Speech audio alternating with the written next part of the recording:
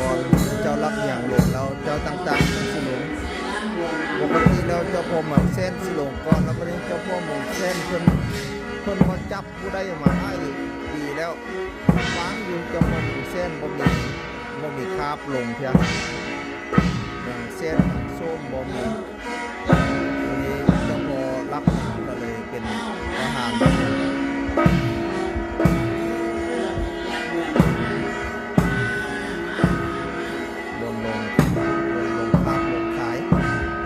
ก็นำมาเรียนกันก็นำมาไว้กินดอกไม้อยู่บนบกถวายแล้ววนโดน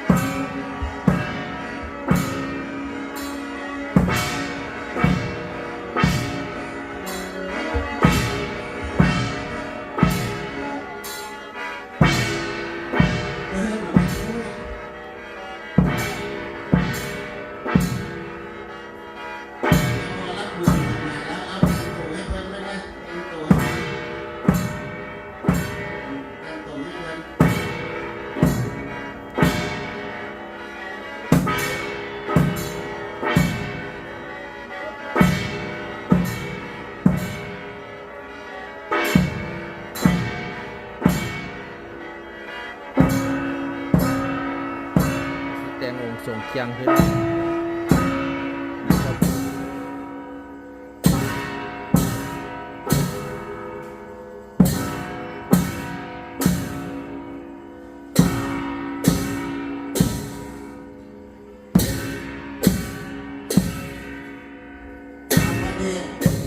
เจ้าพ่อรักเมืองฮาวาแล้วเขาคารวะเป็นกันนะ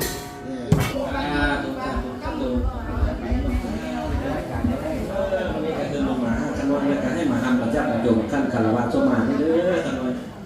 แต่เหตุบ่ฮึกบ่ต้องคนยามวัดกามเหตุบ่ครบลงบ่อย่างบ่สอบสิ่งหนึ่งประการใดก็เลยมันจะได้ให้เจ้าให้นายสิกรรม